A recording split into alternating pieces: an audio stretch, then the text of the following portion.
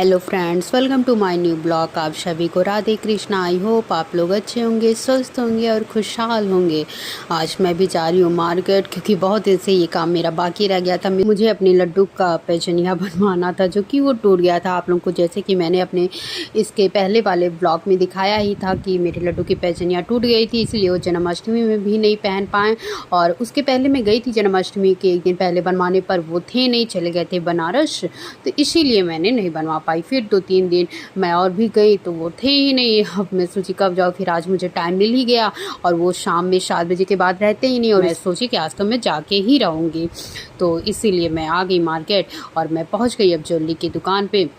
तो देखा तो वो थे ही नहीं। फिर मैं सोची कहीं ऐसा तो नहीं वो है ही नहीं। अब तो मुझे गुस्सा भी बहुत तेज़ आ रहा था, क्योंकि मैं 3-4 दिन परेशान हो गई हूँ। फिर अंदर पता किया तो पता चला कि वो अंदर बैठे हुए थे। फिर मैं कही चलो ठीक है, आ गई। मैंने उनसे ये भी कहा कि क्यों इतना जल्दी टूट गया, चलते भी नहीं है, फिर क्यों टूट गया। जैसे अगर वो घिसता है, मतलब बच्चों के चलने से ही ज़्यादा वो टूटता उठता है। मेरे लड्डू तो बेचारे एक जगह पे ही बैठे रहते हैं, फिर क्यों टूट गया। तो कह रहे हैं अरे आप ऐटी हटी होंगी। हम कह रहे कुछ नहीं हम किए थे, बस एक बार निकाल रहे थे जन्माष्टमी के 2-3 दिन पहले, तो देखे कि वो टूटा हुआ था।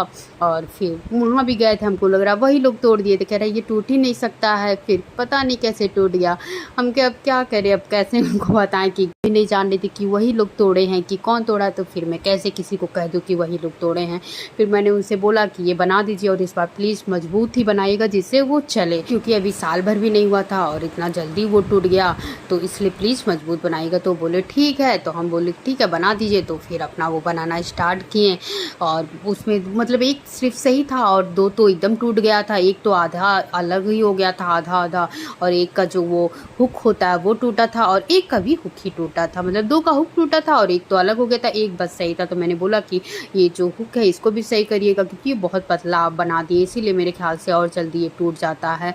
तो बोले कि ठीक है इसमें और चांदी लगेगा, तो इसको मजबूत करना पड़ेगा। हम बोले ठीक है और आप कर दीजिए। तो बोले ठीक है। तो फिर उन्होंने अपना बनाया शुरू किया, अपना बनाना बनाना। पर बोले कि अगर आप चांदी इसमें लगाएंगे तो बहुत टाइम लगेगा। तो हम बोले तो फिर ठीक है अभी ऐसे ही बना दीजिए, नॉर्मल ही, पर मजबूत ही बनाइएगा।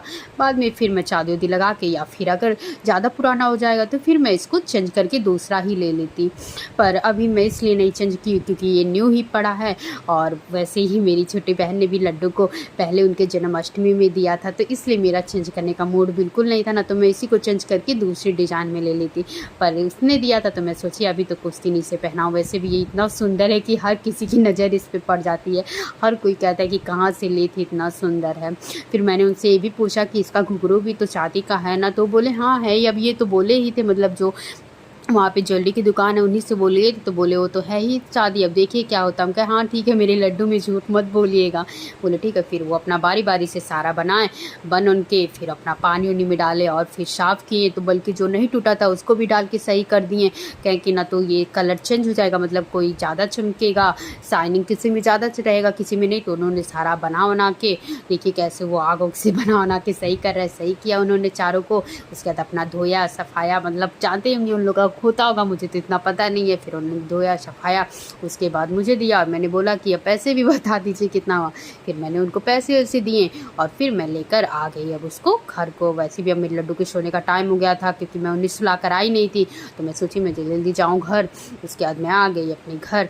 आप सभी को अगर ये मेरा ब्लॉग अच्छा लगा हो तो प्लीज़ लाइक, सब्सक्राइब, शेयर और कमेंट करना मत भूलिएगा। आप सभी को राधे कृष्णा, बाय बाय।